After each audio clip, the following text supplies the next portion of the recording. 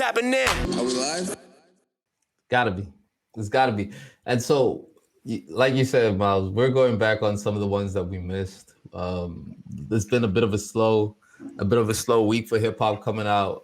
There's definitely some albums that dropped that we dig, but we missed some big reviews. And I'm so happy that this particular portion of the show is the most popular part of the show because talking about hip hop is my favorite thing to do. So shout out to y'all, man, that are keeping that conversation about hip hop alive and going in the comment section and whatnot. Yo, this argue us, yo. Tell us if we're right, tell us if we're wrong. Be sure you're checking out that SoundCloud because we still dropping the fire playlist over there to our SoundCloud community. We see y'all. We getting more followers over there. We got playlists, bro. You try to impress a young lady, jump on a playlist over there. You try to impress some homies with some underground stuff, jump over there. We got you. Yes, sir, man. The SoundCloud is jumping for sure, for sure. Check that out. And we appreciate y'all on YouTube too, seeing this illustrious, beautiful view of my man Rick Ross. This is the Richer Than I Ever Been review. Yo, this one surprised me, yo. Like, I always expect a few things from Ross. Incredible beat selection, right? Some very luxurious vibes. Bless you, my G. Bless you again. Thank you. Some dope features, right? But it doesn't always come together in a way that really feels like he got out what he was trying to get out, right? Like it came across how he wanted it to me at least. And this one, it feels like everything he was going for, I felt that, you know? What's interesting about this particular Ross album is that, and we're catching this late, right? But it got a lot of, it wasn't particularly well received, right? People were questioning, where's the Drake feature? Which is a robbery. You would assume that Ross having come up with an album Richer Than I Ever Been would see like a more illustrious feature list, right? Shout out to Blast who kills it. Shout out to Jasmine Sullivan who kills it. 21 Savage does this thing as well on the album. But where's the Drake feature, right? Yeah, but that kind of speaks to like our unwillingness to try new things. Like we kind of get stuck in our expectations, and that's something that I'm really trying to actively do. Let me not even be prescriptive or talk like about what nobody else should do or think. Let me just talk about me. I'm really trying to go into everything, books, movies, albums with no expectations, right? And that's hard to do. So it's more like, let me figure out what are my expectations before I listen to this, and let me drop those, right? Because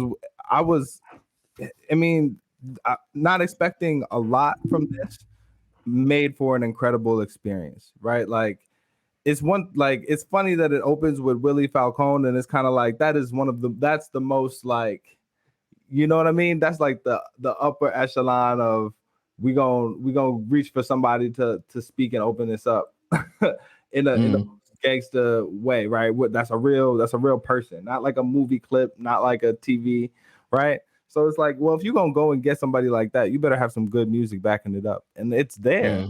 You know what I mean? A lot of times I hear a Dream feature on the album, and I'm like, this didn't need to be there. But the hook on Little Havana, that makes sense, right? I think I hear Benny everywhere, and I'm like, I didn't need him on that song. But when I hear Rapper Estates, like, I'm glad that I have that song in my playlist, my collection now, right? Like, there's a lot of times when you have concepts for a song, and Rick Ross, as somebody who I think has been in the game a long time, who tries to be very creative with his work, right? He often goes for concepts that don't always hit, right? But he has a high percentage, don't get me wrong, but on an album to go through it, and we didn't hear a lot of these as singles, so that helped. And hearing all of these concepts, like even Wiggle to me with Dream Doll, right? Like that's not my favorite song on the album, but if you're gonna have a strip club joint, like make it slap like that. Like that worked for me, right? If you're gonna do a long ballad, get Blast to murder that hook like he did. You know, the concepts all came together. Most of them, I think, really came together, man. Yeah, some of the criticism that I do hear about the album, though, I do get, in the sense of it's how it was, how the song was edited, and uh, the the illustrious sound and depth that comes from a Rick Ross album. Like if you think of something like Diced Pineapples, how the sound pops on that. If you're thinking about 16 featuring Andre 3000 and what the sound of that comes into play, you know, I can definitely understand where some would criticize the depth of it. But honestly, man, off of listening to it, I really enjoyed it. I really enjoyed it. And I remember a while back, I definitely said, Miles, I think I'm the biggest Rick Ross fan that I know, you know? Mhm. Not to justify my fandom, but all to say that this is definitely one of my favorite artists. And so going into this album, definitely had high expectations. I wouldn't say that it exceeded those expectations, but I do think that it definitely delivered. Like you said, Rapper Estates is stupid. That's a dope track. Even the little Havana track, Marathon, Made It Out, Outlaws. What I love about Ross is that he's constantly teaching. You know what I'm saying? And that's something that we got from Nipsey Hussle. That's something that we just got recently from that Nas album. These rappers are the ones that are fans of of business venture and business movement and of high level business playing. That definitely drop jewels along the way. Uh, Ross, when Ross says, until you're successful, you're considered roguish. You know what I'm saying? Like until you success, like that's some real, like that's so real. That's so real. You rogue until you do it. No doubt, no doubt, and I'm glad you talked about him teaching on this album because anything it lacks in musical, yeah, it doesn't. Not a lot of these songs have like long extended intros of pianos and strings, right? Like he's not doing that in the same way he was with intentionally with Maybach Music era, but the lyrics and the thought that he's putting into maintaining relevance through still having something to say, I think is really like commendable. And for an artist, for Ross to be able to put out an album, and for Nas to be able to put out an album, for us to be able to like both of those in 2022, and for Ross to be next to Nas in that category, I think speaks to hip hop aging in a really graceful way. Yeah, yeah, I love it. I love mature hip hop. I love it. Official review, if I'm giving it, man, I got to give it a 4 out of 5. Um, Heavily enjoyed this album. Yes, sir. Yeah, man, this was straight fire.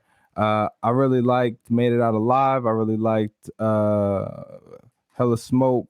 I really liked Marathon. I really liked Little Havana. This was fire. And this is a win Yeah, for our ears, man.